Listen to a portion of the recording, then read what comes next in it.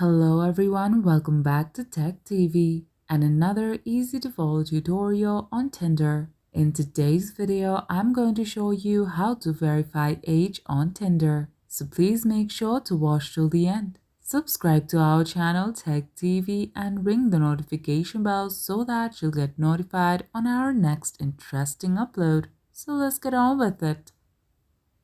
At first, open Tinder and sign in.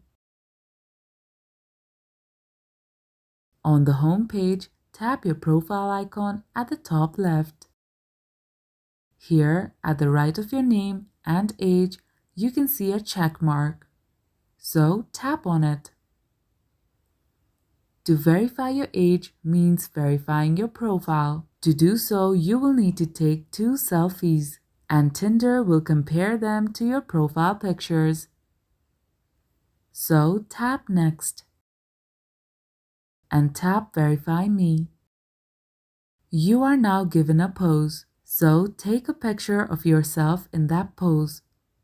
Similarly, take another picture with the second pose.